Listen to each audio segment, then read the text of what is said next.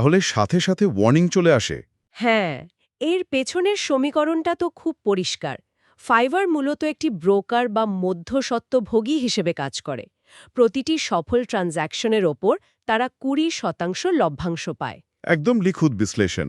Client এবং seller যদি ইমেলের মাধ্যমে প্ল্যাটফর্মের বাইরে চলে যান, তবে ফাইবার তাদের এই লভ্যাংশ হারাবে। তাই এই জায়গাটিতে তারা কোনো আপোস করে না। ঠিক বলেছেন। প্ল্যাটফর্মটি বিলিয়ন ডলারের ব্যবসা দাঁড় করিয়েছে এই 20% কমিশনের উপর ভিত্তি করেই। তাই বাইরে যোগাযোগ করার চেষ্টা করাটা তাতে সরাসরি ব্যবসায়িক স্বার্থে আঘাত হানে। রাইট। আর অ্যাকাউন্ট নিরাপদ রাখার ক্ষেত্রে আরেকটি বিষয় খুব গুরুত্বপূর্ণ। সেটি হলো প্রোফাইলের বিশ্বস্ততা। প্রোফাইলে হাসি মুখের এবং প্রফেশনাল ছবি ব্যবহার করার কথা বলা হয়। কারণ ক্রেতারা কোনো রোবট বা ছদ্মনামের সাথে ব্যবসা করতে পছন্দ করেন না। হ্যাঁ, আবার অনেকেই একটা মারাত্মক ভুল করেন। প্রোফাইল ভারী করার জন্য এমন সব ভাষার কথা উল্লেখ করেন, যেমন স্প্যানিশ, ফ্রেঞ্চ বা জার্মান, যেগুলো সম্পর্কে তাদের কোনো ধারণাই নেই। হুম। হ্যাঁ, গুগল ট্রান্সলেট দিয়ে চালিয়ে দেওয়ার একটা প্রবণতা কাজ করে অনেকের মধ্যে। কিন্তু এটা বুমেরাং হতে বাধ্য। কেন বলুন তো? কারণ একজন স্প্যানিশ ক্লায়েন্ট যখন স্থানীয় ভাষায় জটিল কোনো ইনস্ট্রাকশন দেবেন, তখন গুগল ট্রান্সলেট সেই শব্দের পেছনের আবেগ বা প্রকৃত অর্থ ধরতে পারবে না। ফলে কাজের মান খারাপ হবে। ক্লায়েন্ট নেতিবাচক রিভিউ দেবেন। একদম। এবং শেষ পর্যন্ত অ্যালগোরিদম সেই প্রোফাইলটিকে সার্চ রেজাল্টের একদম তলানিতে পাঠিয়ে দেবে। মানে সততার কোনো বিকল্প নেই এখানে। ঠিক তাই। তো এই নিয়মগুলো মেনে যখন একটি সুরক্ষিত অ্যাকাউন্ট তৈরি হয়ে গেল, তখন আসে সবচেয়ে গুরুত্বপূর্ণ ধাপ: দোকান সাজানো। যেটাকে ফাইবারে গিগ বলা হয়। হ্যাঁ, একটি গিগ কিভাবে ফাইবারের অ্যালগোরিদম এবং একজন মানুষ মানে বায়ার উভয়ের কাছেই আকর্ষণীয় করা যায়, সেটা রীতিমতো একটা বিজ্ঞান।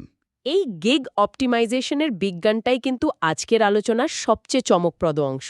সোর্সগুলো থেকে দেখলাম শুরুতেই আসে টাইটেল বা শিরোনাম।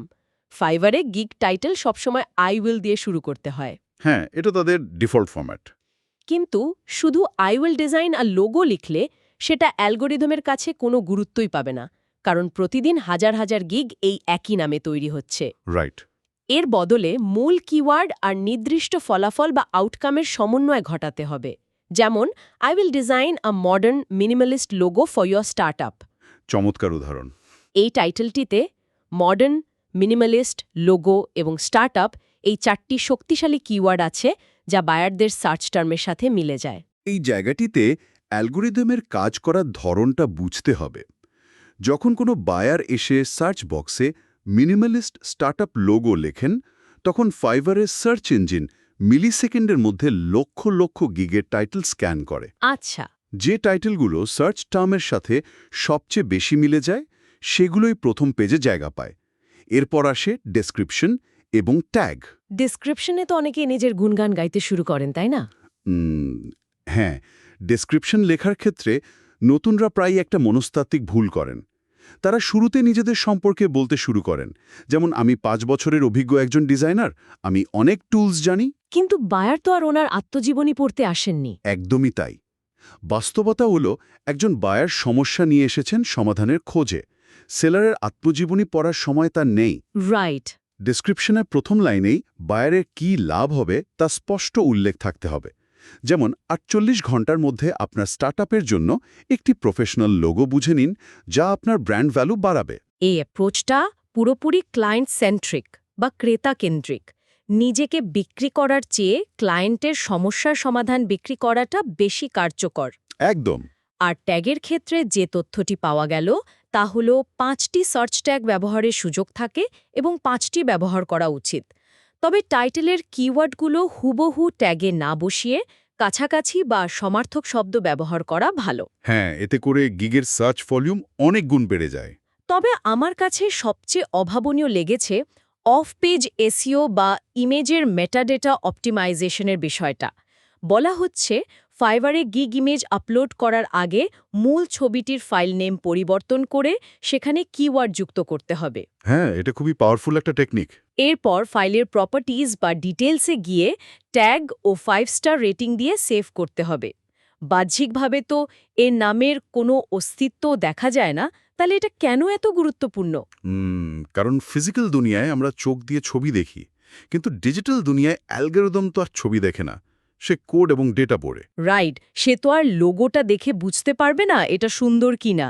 ঠিক, আপনি যখন image01.jpg নামে একটি ছবি ফাইবারের সার্ভারে আপলোড করেন, অ্যালগরিদম কেবল বোঝে এটি একটি ইমেজ ফাইল, কিন্তু এর ভেতরে কি আছে তা সে জানে না। এটিকে অনেকটা লাইব্রেরির ইন্ডেক্স কার্ডের মতো চিন্তা করা যেতে পারে। আচ্ছা। যখন ছবির নাম দেওয়া হয় minimalist startup business logo .jpg এবং ভেতরের প্রপার্টিজের ট্যাগ যুক্ত করা হয়, তখন অ্যালগরিদম সেই মেটাডেটা পড়ে ছবিটিকে লোগো ডিজাইনের ক্যাটাগরিতে শক্তভাবে ইন্ডেক্স করে নেয়। ও, বুঝতে পেরেছি। ফলে কেউ ইমেজ সার্চ করলেও ওই গিগটি সামনে আসার সম্ভাবনা বহু গুণ বেড়ে যায়। এটি পর্দার পেছনের এমন একটি এসইও হ্যাক যা অনেকেই এড়িয়ে যান। মানে অ্যালগরিদমকে তার নিজের ভাষায় বুঝিয়ে দেওয়া যে আমার দোকানে কি আছে। এর পাশাপাশি ভিজুয়াল ইম্প্যাক্টের কথাও জোরালোভাবে উঠে এসেছে সোর্সগুলোতে। হ্যাঁ, 3টি গিগ ইমেজ এবং একটি 20 থেকে 60 সেকেন্ডের ভিডিও ব্যবহার করলে ক্লিক থ্রু রেট বা কনভার্সন অনেকটাই বেড়ে যায়। ভিডিও থাকলে নাকি বায়াররা বেশি আস্থা পান। এটা প্রুভেন একটা ডেটা। সাথে বেসিক, স্ট্যান্ডার্ড ও প্রিমিয়াম এই 3টি প্যাকেজ এবং এফএকিউ বা সচরাচর জিজ্ঞাসিত প্রশ্নের সেকশনটি পূরণ করাটাও জরুরি। কিন্তু এখানে একটা বিশাল চ্যালেঞ্জ আছে। কিরকম? ধরুন কেউ এই সবগুলো ধাপ অক্ষরে অক্ষরে পালন করল, টাইটেল, এসইও, ভিডিও সবকিছু নিখুঁত, কিন্তু তারপরেও 1 সপ্তাহ পর দেখা গেল গিগটি র্যাঙ্ক করছে না বা প্রথম পেজে আসছে না। তখন কি প্রতিদিন সেই গিগের টাইটেল, ইমেজ বা ট্যাগ বদলাতে হবে? নতুনরা তো হতাশা থেকে প্রায় এই কাজটা করেন। এটাই নতুন ফ্রিল্যান্সারদের করা সবচেয়ে বড় এবং ধ্বংসাত্মক ভুল।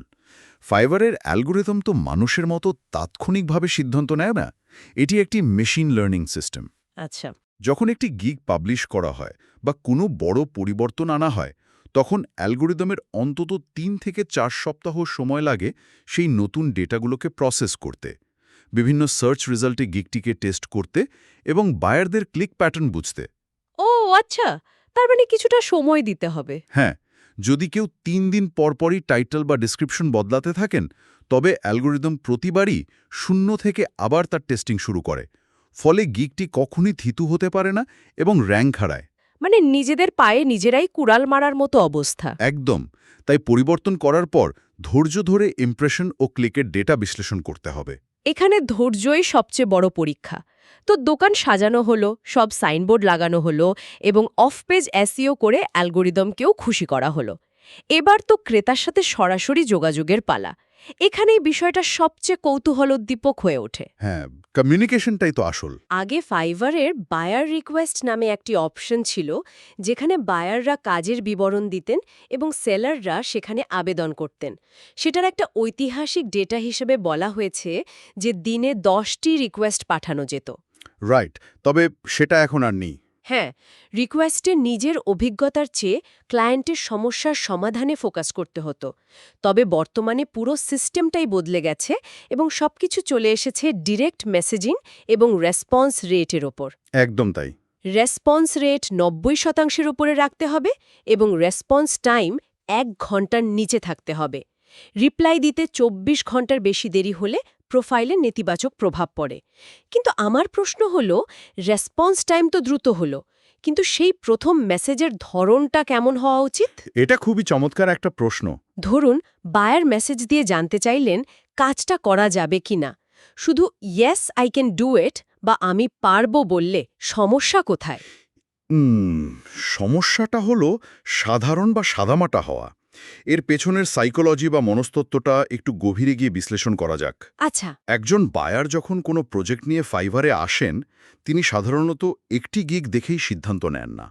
তিনি হয়তো একসাথে 5 জন সেলারের প্রোফাইল ঘেটে 5 জনকেই একই মেসেজ দিয়েছেন। রাইট, কম্পেয়ার করার জন্য। হ্যাঁ, এখন এই 5 জনের মধ্যে 4 জনই যদি রোবটের মতো উত্তর দেন, yes I can do it, please order now, তখন বায়ার কাকে বেছে নেবেন? এখানেই প্রথম রিপ্লাইয়ের ম্যাজিকটা কাজ করে। ম্যাজিকটা আসলে কি? রিপ্লাইটি এমন হতে হবে যা প্রমাণ করে যে সেলার আসলেই প্রজেক্টের বিবরণ পড়েছেন এবং বুঝেছেন। অত্যন্ত প্রফেশনাল কিন্তু বন্ধুসুলভ টোনে বলতে হবে, আপনার রিকোয়ারমেন্টসগুলো আমি খুব মনোযোগ দিয়ে পড়েছি, এই ধরনের স্টার্টআপ প্রজেক্টে আমি আগেও কাজ করেছি। দারুণ। আপনার প্রজেক্টের কালার থিম নিয়ে আমার মাথায় চমৎকার একটি আইডিয়া আছে, আমরা কি এ বিষয়ে একটু বিস্তারিত আলোচনা করতে পারি এই যে একটি প্রশ্ন ছুড়ে দিয়ে আলোচনা শুরু করা, এবং তাকে প্রজেক্টের প্রতি নিজের আগ্রহ দেখানো? একদম এটাই সেই সেলারকে বাকি চারজনের চেয়ে আলাদা করে দেয়। চমৎকার একটি দৃষ্টিভঙ্গি। বায়ারকে ভরসা দেওয়া আর তার প্রজেক্টের ওনারশিপ বা দায়িত্ব নেওয়াটাই এখানে মূল বিষয়। কিন্তু এই যে নতুন সেলাররা কাজ পাওয়ার জন্য উদ্গ্রীব হয়ে থাকেন, ঠিক এই দুর্বলতাটাকেই কাজে লাগায় একদল স্ক্যামার। হ্যাঁ, এটা খুব অ্যালার্মিং। ডেটা অ্যানালাইসিস থেকে দেখা যাচ্ছে নতুন সেলারদের ইনবক্সে আসল বায়ারদের চেয়ে ফেক বায়ার বা স্ক্যামারদের মেসেজই বেশি আসে। এদের কৌশলগুলো বেশ ভয়ঙ্কর। তারা নানা ধরনের ফাঁদ পাতে। এরা হয়তো মেসেজ দিয়ে বলে কাজের বিস্তারিত একটি ফাইলে দেওয়া আছে এবং একটা জিপ ফাইলের লিংক দেয় যা আসলে ভাইরাস, অথবা তারা বলে যে কাজ দিতে হলে কিউআর কোড স্ক্যান করতে হবে। হ্যাঁ, এটা ইদানিং খুব হচ্ছে। এমনকি প্রোফাইল হ্যাক করার জন্য তারা ফাইভার সাপোর্টের লোগো ব্যবহার করে ইনবক্সে মেসেজ দেয় যে আপনার অ্যাকাউন্ট ভেরিফাই না করলে এখনই ডিলিট করে দেওয়া হবে, নিচের লিংকে ক্লিক করুন। এই স্ক্যামগুলো অত্যন্ত সুপরিকল্পিত এবং প্রতিদিন হাজার হাজার নতুন ফ্রিল্যান্সার এর ফাঁদে পা দেন। নতুনরা যেহেতু প্রথম কাজ পাওয়ার জন্য ডেসপারেট থাকেন, তারা যাচাই না করেই লিঙ্কে ক্লিক করেন বা কিউআর কোড স্ক্যান করে ফেলেন, যা একেবারেই করা উচিত নয়। একদম। এখানে একদম পরিষ্কার একটি নিয়ম মাথায় রাখতে হবে। ফাইভার কখনো ইনবক্সে সাধারণ ইউজারদের মতো মেসেজ দেয় না। ফাইভারের অফিসিয়াল মেসেজ এলে সেখানে সবসময় একটি আলাদা অফিসিয়াল ব্যাড যুক্ত থাকে। আচ্ছা, আর ফাইভার প্ল্যাটফর্মের ভেতরে কোনো কাজের জন্য কখনোই কিউআর কোড স্ক্যান করতে হয় না বা ইমেল দিয়ে ভেরিফাই করতে হয় না। কোনো বায়ার যদি এমন অদ্ভুত দাবি করে বা প্ল্যাটফর্মের বাইরে টেলিগ্রাম বা স্কাইপেতে যাওয়ার কথা বলে, তাহলে সাথে সাথে ব্লক করে দিতে হবে। হ্যাঁ, বিন্দুমাত্র দেরি না করে তাকে স্প্যাম হিসেবে রিপোর্ট করে ব্লক করে দিতে হবে। নিজের অ্যাকাউন্টের নিরাপত্তা এখানে যে কোনো কাজের চেয়ে বেশি গুরুত্বপূর্ণ। এই সতর্কতাগুলো যারা শুনছেন তাদের জন্য সত্যিই জীবন রক্ষাকারী। তো আমরা দেখলাম কিভাবে অ্যাকাউন্ট নিরাপদ রাখতে হয়, কিভাবে গিগ অপটিমাইজ করে অ্যালগরিদমের নজরে আসতে হয় এবং কিভাবে স্ক্যামারদের এড়িয়ে আসল বায়দের সাথে চমৎকার কমিউনিকেশন করে কাজ ডেলিভারি দিতে হয়। রাইট। এই পুরো প্রক্রিয়ার পর যে ধাপটি আসে সেটি মূলত সব পরিশ্রমের চূড়ান্ত লক্ষ্য, অর্থ উপার্জন এবং সেই অর্থ দেশে নিয়ে আসা। এই অর্থনৈতিক ইকোসিস্টেমের প্রথম ধাপে আসে প্রাইসিং বা মূল্য নির্ধারণ। এটা খুব ক্রুশাল একটা পয়েন্ট। শুরুতে খুব বেশি দাম হাঁকানো যেমন বোকামি, তেমনি একদম পানির দরে কাজ করাটাও ক্ষতিকর। কারণ খুব সস্তা কাজ সাধারণত বাজে ক্লায়েন্টদের আকৃষ্ট করে, যারা অতিরিক্ত কাজ করিয়ে নেয় এবং শেষে খারাপ রিভিউ দেয়। হ্যাঁ, সস্তা কাজের ক্লায়েন্টরা বেশিরভাগ সময়ই খুব ডিম্যান্ডিং হয়। তাই শুরুতে একটি প্রতিযোগিতামূলক কিন্তু সম্মানজনক প্রাইস রাখা উচিত। আর এরপরই আসে লেভেল আপ করার ধাপ। ফাইভারের লেভেল 1, লেভেল 2 এবং টপ রেটেড সেলার হওয়ার সুনির্দিষ্ট কিছু শর্ত আছে। শর্তগুলো পূরণ করলে প্ল্যাটফর্ম থেকেই রিওয়ার্ড দেওয়া হয়। যেমন 1 মাস অ্যাক্টিভ থেকে 10টি গিগ সেল করলে এবং $400 আয় করলে লেভেল 1 পাওয়া যায়। এই লেভেলগুলোর পেছনের অর্থনীতিটা আসলে কি? ফাইভারের লেভেল সিস্টেম শুধু প্রোফাইলের নামের পাশে একটা সুন্দর ব্যাজ নয়, এটি অ্যালগোরিদমের কাছে বিশ্বস্ততার একটি বড় মাপকাঠি। ওকে, যখন কেউ নিউ সেলার থেকে লেভেল 1-এ পৌঁছান, তখন অ্যালগোরিদম বুঝতে পারে যে এই ব্যক্তি পরীক্ষিত এবং ক্লায়েন্টরা তার কাজে সন্তুষ্ট। এর ফলে অ্যালগোরিদম নিজে থেকেই সেই গিগগুলোকে সার্চ রেজাল্টের ওপরের দিকে পুশ করতে শুরু করে। মানে ভিজিবিলিটি বাড়িয়ে দেয়। হ্যাঁ, লেভেল 2-তে গেলে এই ভিজিবিলিটি আরও বাড়ে, সাথে গিগ এক্সট্রা বা অতিরিক্ত সার্ভিস দেওয়ার সুযোগ তৈরি হয়, যা আয় বাড়াতে সরাসরি সাহায্য করে। এটি মূলত একটি রিওয়ার্ড সিস্টেম, যা ফ্রিল্যান্সারদের প্ল্যাটফর্মে ধরে রাখতে এবং কোয়ালিটি নিশ্চিত করতে কাজ করে। এই গেমিফিকেশন বা লেভেল আপের ব্যাপারটা সেলারদের জন্য দারুণ একটা মোটিভেশন হিসেবে কাজ করে। কিন্তু সবচেয়ে বড় ধোঁয়াশা তৈরি হয় টাকা উইথড্র করার সময়। ফাইভার থেকে টাকা তোলার কয়েকটি মাধ্যম আছে, যার মধ্যে পেপ্যাল অন্যতম। কিন্তু বাংলাদেশে তো পেপ্যাল অফিসিয়ালি নেই। ঠিক তাই। আর সে কারণেই মূলত পেওনিয়ার এবং ওয়াইজ এই দুটি অপশনই সবচেয়ে বেশি ব্যবহৃত হয়। ডেটা বলছে পেপ্যালের সর্বনিম্ন উইথড্র $4 হলেও পেওনিয়ারের মাধ্যমে বাংলাদেশে টাকা আনতে কিছুটা হিসাব নিকাশ করতে হয়। হিসাবটা না বুঝলে বেশ লস হতে পারে। এখন কার জন্য কোন মেথডটি বেশি সাশ্রয়ী হবে? ধরুন একজন ফ্রিল্যান্সারের 1 মাসের আয় $500, তার জন্য পেওনিয়ার ব্যবহার করা ভালো হবে নাকি ওয়াইজ? এই ক্যালকুলেশনটা প্রত্যেক ফ্রিল্যান্সারের খুব ভালোভাবে বোঝা উচিত, কারণ সঠিক মেথড ব্যবহার না করলে প্রতি মাসে কষ্টার্জিত অর্থের একটি বড় অংশ শুধু ফি হিসেবেই কাটা যাবে। আচ্ছা। পিওনিয়ারের সিস্টেম হলো তারা ফাইভার থেকে টাকা উইথড্র করার সময় সাধারণত $1 থেকে $3 মতো একটি ফিক্সড ফি বা নির্দিষ্ট চার্জ কাটে, কিন্তু যখন সেই ডলার টাকায় রূপান্তর করে বাংলাদেশের ব্যাংকে পাঠানো হয় তখন তারা মার্কেট রেটের চেয়ে কনভার্সন রেট কিছুটা কম দেয়। ওহ, মানে এক্সচেঞ্জ রেটে কিছুটা লস হয়। হ্যাঁ, অন্যদিকে ওয়াইজের ক্ষেত্রে কোনো ফিক্সড ফি নেই। তারা হয়তো 0.5% থেকে 1.5% মতো একটি পার্সেন্টেজ ফি কাটে, কিন্তু তাদের সবচেয়ে বড় সুবিধা হলো তারা একদম real time mid market exchange rate দেয়, যা পিওনিয়ারের রেটের চেয়ে সবসময় বেশি থাকে। তার মানে ওয়াইজ বেশি লাভজনক। নির্ভর করছে অঙ্কের উপর। হিসাবটা দাঁড়ায় এমন, যদি আয়ের পরিমাণ ছোট হয়, ধরুন $100 থেকে $500 মধ্যে, তখন পিওনিয়ারের ফিক্সড ফি এবং কম রেট মিলে যে খরচ হয় তা খুব একটা বড় প্রভাব ফেলে না। রাইট। বরং পিওনিয়ারের সাথে সরাসরি ফাইবার যুক্ত করা যায় বলে এটা বেশ সহজ। কিন্তু যখন আয়ের পরিমাণ $500 ছাড়িয়ে যায়, ধরুন $1000 বা $2000, তখন ওয়াইজের রিয়েল এক্সচেঞ্জ রেটের কারণে যে অতিরিক্ত টাকাটা পাওয়া যায় সেটা তাদের পার্সেন্টেজ ফিকে অনায়াসেই কভার করে ফেলে এবং দিন শেষে লাভজনক হয়।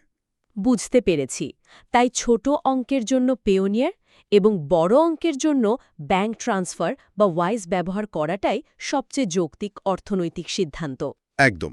এটা অত্যন্ত চমৎকার এবং ক্লিয়ার একটা ব্রেকডাউন। আর সবশেষে দেশের ভেতরে রেমিটেন্স আসার পর ট্যাক্স এবং কমপ্লায়েন্সের বিষয়টিকেও গুরুত্ব দিতে হবে। বাংলাদেশ সরকারের নিয়ম অনুযায়ী ফ্রিল্যান্সারদের বার্ষিক আয় ৩.৫ লাখ টাকা পর্যন্ত সম্পূর্ণ করমুক্ত বা ট্যাক্স 0%। হ্যাঁ, এটা ফ্রিল্যান্সারদের জন্য একটা বড় সুবিধা। তবে যেহেতু এটি একটি প্রফেশনাল আয়, তাই ট্যাক্স রিটার্ন সাবমিট করাটা নাগরিক দায়িত্ব। এর সাথে বিটিআরসি বা বাংলাদেশ টেলিযোগাযোগ নিয়ন্ত্রণ কমিশনের একটি সার্টিফিকেটের কথা সোর্সগুলোতে উল্লেখ করা হয়েছে। ওই সার্টিফিকেটটা খুবই দরকারি। হ্যাঁ, এই সার্টিফিকেটটি মূলত প্রমাণ করে যে দেশে আসা রেমিট্যান্সটি কোনো অবৈধ লেনদেন নয়, বরং আইটি বা তথ্যপ্রযুক্তি সেবা রপ্তানির মাধ্যমে অর্জিত বৈধ আয়। ব্যাংকে বড় অঙ্কের ফান্ড এলে এই ধরনের প্রমাণপত্র অ্যাকাউন্টকে সুরক্ষিত রাখতে দারুণ কাজে দেয়। রাইট। তাহলে এই সব কিছুর মানে কি দাঁড়ালো? যদি পুরো জার্নিটাকে এক সুতোয় গাঁথা যায়, তবে দেখা যাবে এটি একটি চেইন রিঅ্যাকশন বা ধারাবাহিক প্রক্রিয়ার মতো। একদম তাই। শুরুটা করতে হবে কঠোরভাবে আইপি নিয়ম মেনে একটি নিরাপদ ডিজিটাল ভিসা বা অ্যাকাউন্ট খোলার মাধ্যমে। এরপর বায়ারদের সাইকোলজি এবং ফাইবার অ্যালগরিদমের ভাষা বুঝে সঠিক কিওয়ার্ড আর মেটাডেটা দিয়ে অফ পেজ এসইও সমৃদ্ধ একটি আকর্ষণীয় গিগ তৈরি করতে হবে। হ্যাঁ। যখন সেই গিগে বায়াররা আসবেন, তখন স্ক্যামারদের ফাঁদ এড়িয়ে 1 ঘন্টারও কম সময়ে অত্যন্ত প্রফেশনাল ও বন্ধুসুলভ রিপ্লাই দিয়ে প্রজেক্টের দায়িত্ব নিতে হবে। কাজ শেষ করে লেভেল আপের লক্ষ্য নিয়ে এগিয়ে যেতে হবে এবং সবশেষে পেওনিয়ার বা ওয়াইজের ফি স্ট্রাকচার বুঝে কষ্টার্জিত টাকা বৈধভাবে দেশে আনতে হবে। সুন্দর একটা সামারি। মাঝখান থেকে যে কোনো একটি ধাপ বাদ পড়লে পুরো ইকোসিস্টেমটাই ধসে পড়তে পারে। পুরো সিস্টেমটির অত্যন্ত সুচারু একটি সারসংক্ষেপ উঠে এসেছে আপনার কথায়। প্রতিটি ধাপ আসলে পরবর্তী ধাপের ভিত্তি হিসেবে কাজ করে। তবে আজকের এই গভীর বিশ্লেষণের একেবারে শেষ পর্যায়ে এসে যারা শুনছেন এবং নিজেদের ফ্রিল্যান্সিং ক্যারিয়ার নিয়ে সিরিয়াস, তাদের জন্য একটু ভিন্নধর্মী একটি চিন্তার খোরাক রেখে যেতে চাই। আচ্ছা, কি সেটা? আমরা এতক্ষণ অ্যালগোরিদম বুঝলাম, এসইও নিয়ে আলোচনা করলাম, ক্লায়েন্ট কমিউনিকেশনের মনস্তত্ত্ব জানলাম, কিন্তু আজকের ডেটাগুলোর একটি জায়গায় খুব সূক্ষ্মভাবে এআই বা কৃত্রিম বুদ্ধিমত্তার সাথে আপডেট থাকার কথা বলা হয়েছে। হ্যাঁ, এআই তো এখন সব জায়গায়। প্রযুক্তি এখন যে গতিতে বদলাচ্ছে তা অভাবনীয়। একটু ভেবে দেখা যাক, অ্যালগোরিদম আর এসইও তো সবাই আয়ত্ত করে ফেলবে, কিন্তু যখন বায়াররা নিজেরাই চ্যাটজিপিটি বা মিডজার্নি ব্যবহার করে বেসিক লেভেলের কাজগুলো, যেমন ব্যাকগ্রাউন্ড রিমুভ করা বা সাধারণ টেক্সট লেখা, বা ছোটখাটো কোড ডিবাগ করা, এগুলো যখন তারা খুব সহজেই কয়েক সেকেন্ডে করে ফেলতে শুরু করবেন, তখন ফাইবারে টিকে থাকার জন্য একজন ফ্রিল্যান্সারের স্কিলসেট ঠিক কেমন হওয়া উচিত? এটা একটা বিরাট প্রশ্ন। আমরা কি আগামী দিনে শুধু নির্দিষ্ট কিছু সফটওয়্যার অপারেটর হয়ে থাকব, নাকি এর চেয়ে বড় কোনো সমস্যার সমাধানকারী বা স্ট্র্যাটেজিস্ট হিসেবে নিজেদের গড়ে তুলব? এটি আসলে আগামী দশকের সবচেয়ে গভীর এবং প্রাসঙ্গিক একটি প্রশ্ন।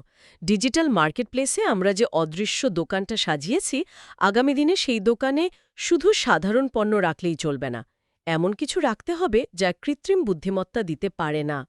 মানুষের সৃজনশীলতা, ক্রিটিক্যাল থিঙ্কিং আর প্রবলেম সলভিং ক্ষমতাই হয়তো হতে যাচ্ছে আগামী দিনের সবচেয়ে বড় এবং আকর্ষণীয় সাইনবোর্ড, যা অ্যালগরিদমকেও তো বটেই, পুরো বিশ্বকেই নতুন করে ভাবতে বাধ্য করবে।